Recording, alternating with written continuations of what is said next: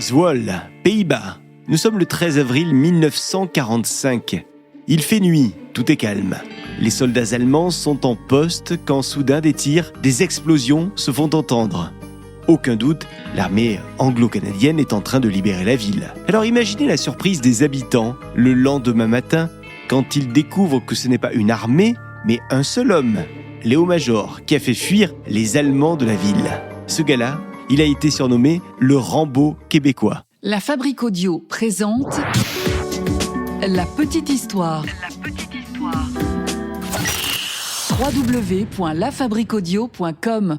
Salut tout le monde, bienvenue dans un nouvel épisode de La Petite Histoire. Je suis Florent Mounier, c'est moi qui vais vous narrer ce nouvel épisode, écrit et mixé par Sébastien Girard, un podcast de La Fabrique Audio.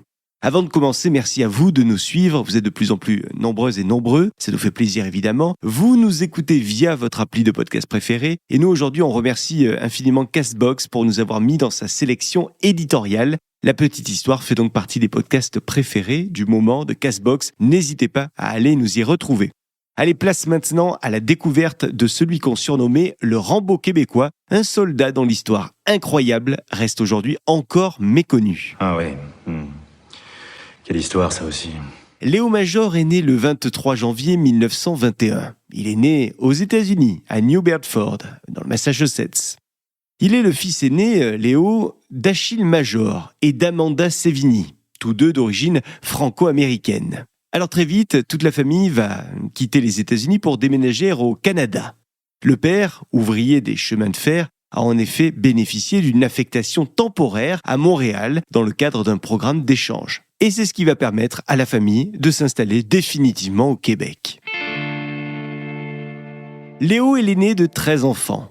Il grandit dans un environnement familial assez difficile parce qu'il est marqué notamment par l'absence fréquente de son père et de plus il subit des violences physiques et psychologiques toujours dans ce cadre familial. C'est à l'âge de 14 ans que Léo quitte sa maison familiale après une altercation avec son père. Il va d'abord vivre chez sa tante et son oncle, puis dans une ferme. Et c'est dans cette ferme qu'il va travailler en tant qu'agriculteur. En 1938, Léo trouve un emploi de travailleur de construction à la gare centrale de Montréal. Là-bas, très vite, il impressionne son contremaître pour sa détermination et sa capacité à accomplir des tâches difficiles et dangereuses, ce genre de tâches que personne ne semble vouloir effectuer. Par exemple, le dynamitage de trous dans la roche, ça c'est dangereux et ça plaît à Léo Major.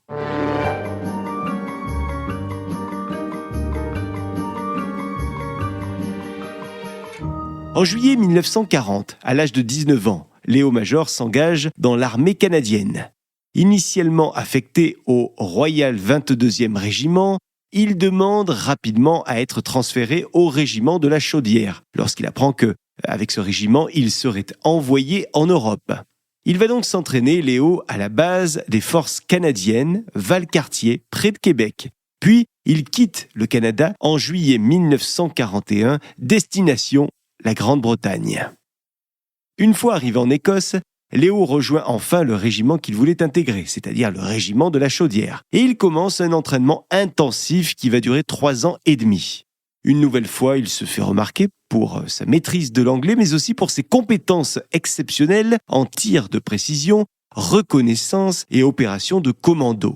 Alors, il ne fait pas que bosser, rassurez-vous, Léo, quand il a un petit peu de temps libre, il fait aussi de la boxe, il s'entraîne. Et c'est d'ailleurs pendant cette période qu'il se lie d'amitié avec un certain Willy Arsenault, un autre soldat canadien-français originaire de Montréal.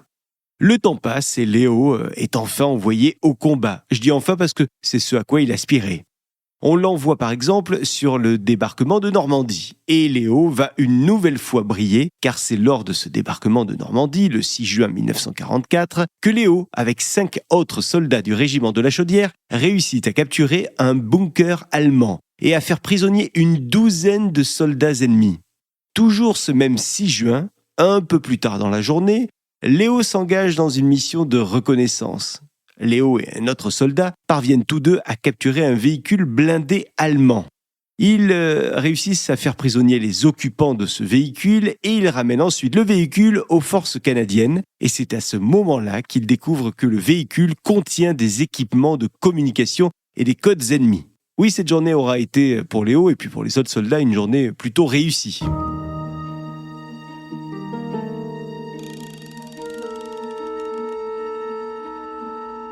Quelques jours plus tard, nous sommes le 29 juin. Léo et 4 soldats sont envoyés en mission de reconnaissance des lignes ennemies lors de la bataille de Caen.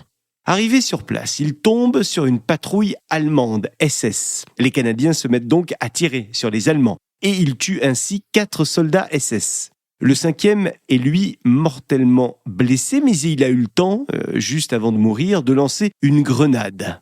C'est une grenade au phosphore qui va blesser Léo à l'œil. C'est son œil gauche. Léo est donc amené à l'hôpital où il rencontre le médecin qui lui annonce qu'il doit retourner illico presto en Angleterre histoire de s'y faire soigner et de s'y reposer. Mais Léo refuse, affirmant que son œil droit, celui qui n'a pas été touché par la grenade, celui utilisé pour le tir de précision, est intact. Alors le médecin finit par le renvoyer à son unité avec un cache-œil. Et d'ailleurs, si vous allez sur Internet, ce sont des photos de Léo Major avec un cache-œil que vous allez découvrir. Léo va donc continuer à servir à l'armée en tant qu'éclaireur et tireur d'élite. Et d'ailleurs, en tant que tireur, il va détruire un char, éliminer des SS, tout ça lors d'une embuscade pendant la bataille de Normandie.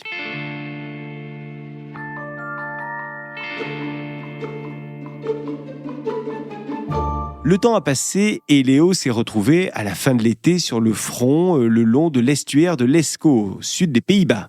L'armée canadienne a reçu en effet le mandat de dégager l'estuaire de l'Escaut de l'occupation allemande. Et Léo fait partie de ces militaires envoyés sur le front de cette bataille de l'Escaut. Et c'est là que les exploits vont réellement commencer pour Léo. Dans la nuit du 30 au 31 octobre 1944, Léo Major va capturer à lui seul 93 soldats allemands. Et écoutez bien comment il s'y est pris. Léo est envoyé en reconnaissance pour retrouver 50 soldats anglais qui ont disparu. Mais sur son chemin, il va croiser 2 Allemands. Alors sur les 2, il en capture un et il tue le 2e. Il utilise celui qu'il a capturé, c'est donc son prisonnier, comme appât. Puis il capture toute l'unité allemande, forçant ainsi la garnison à se rendre. Lors de son retour avec les prisonniers, une batterie d'artillerie allemande tire, blessant certains captifs. Léo parvient tout de même, non sans mal, à escorter les prisonniers jusqu'aux lignes canadiennes. Ça, c'est un exploit qui sera d'ailleurs récompensé par une médaille. Mais cette médaille, Léo, il la refuse car il juge que celui qui doit la lui remettre est un incompétent. Faut dire que Léo a un sacré caractère, et c'est bien connu. Les mois ont passé. Nous sommes à présent en 1945, le 13 avril 1945, et le régiment de la Chaudière s'approche de Zwolle aux Pays-Bas, une ville de 50 000 habitants, une ville qui est sous forte résistance allemande. Alors pour éviter un pillonnage d'artillerie, le commandant demande 2 volontaires pour une mission de reconnaissance. Léo Major et son ami Willy Arsenault se portent alors volontaires tous deux, une belle équipe de têtes brûlées. Ils partent donc à la tombée de la nuit et ils finissent par arriver à une ferme. Léo et Willy se cachent dans cette ferme chez les fermiers néerlandais. Mais les Allemands parviennent à tuer Willy en lui tirant dessus depuis l'extérieur de la ferme. Léo est alors furieux, son sang ne fait qu'un tour. Les Allemands viennent de tuer son ami, alors à son tour il va faire feu et il va tuer 2 Allemands. Le reste du peloton s'enfuit. Mais Léo, lui, il est bien décidé à poursuivre sa mission et d'ailleurs à continuer sa vengeance de son ami. Il capture donc un chauffeur allemand qui le conduit à un bar. Un bar dans lequel il désarme un officier allemand qui est présent. Léo va persuader cet officier de convaincre ses troupes de quitter la ville. Il faut qu'il quitte la ville, dit-il, pour éviter un bombardement canadien qui devrait arriver aux alentours de 6 heures du matin. Ça, c'est ce qu'il raconte. Ce bombardement ne va en fait jamais avoir lieu parce que c'est une invention de Léo, une stratégie histoire de faire fuir les soldats allemands de la ville. Et pour aller plus loin dans cette stratégie, histoire de la rendre plus crédible, pendant la nuit, Léo va, une nouvelle fois seul d'ailleurs, attaquer des patrouilles allemandes, lancer des grenades et tirer dans les maisons vides, histoire de simuler cette invasion canadienne. Sur son chemin, Léo arrive même à capturer et escorter plusieurs groupes de soldats allemands qu'il conduit hors de la ville vers les lignes canadiennes. Avec toutes ces émotions et ces actions, Léo est un petit peu fatigué, alors il se repose et il en profite pour faire le point. Il se décide enfin, quelques heures plus tard, à repartir dans la ville pour forcer des portes de maison. Il découvre même le quartier général des SS et c'est là qu'il va tuer à nouveau des officiers allemands et mettre le feu au bâtiment de la Gestapo. La nuit a donc été longue, éprouvante, mais fructueuse. Et au petit matin, Léo constate les résultats de ses actions. Les dernières troupes allemandes viennent de quitter Zwolle. Léo repart donc en ville, où les Canadiens sont accueillis en héros par la population de Zwolle, vous l'imaginez. Mais malgré cette grande fierté, et Léo a une autre idée en tête, il veut récupérer le corps de son copain Willy Arsenault. Il part donc sur le lieu du drame, dans la ferme, où il retrouve le corps de son camarade, un corps sans vie qu'il va confier au fermier en lui promettant que le régiment va passer le récupérer rapidement.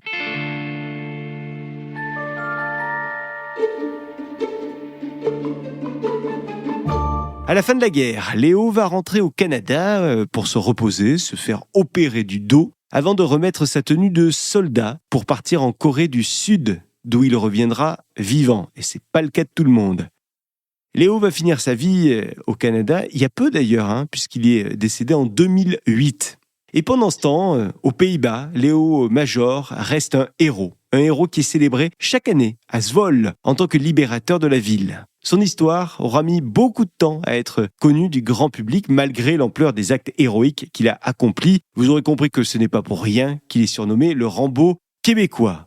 On a évidemment fait au mieux pour résumer son histoire entre récit et légende, mais si vous voulez plus d'éléments précis, je vous invite à aller voir les reportages et à consulter les livres qui existent autour de ce personnage de Léo Major. Et sur YouTube, sachez qu'il existe aussi des interviews des membres de sa famille qui parlent de lui et de son parcours incroyable. Voilà donc pour cette petite histoire de Léo Major. Merci de nous avoir écoutés. On se retrouve la semaine prochaine pour une nouvelle petite histoire. Salut!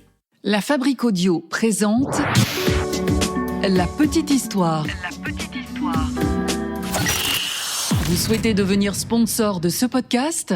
Contact @lafabriqueaudio.com. Avant de se quitter, je vous rappelle que La Petite Histoire est un podcast de La Fabrique Audio. La Fabrique Audio réalise des podcasts de marque et d'entreprise. Donc, si vous cherchez pour vous, pour votre entreprise, pour votre marque, un studio pour faire des podcasts, n'hésitez plus. Envoyez-nous un mail, contact@lafabriqueaudio.com, la fabrique avec un K.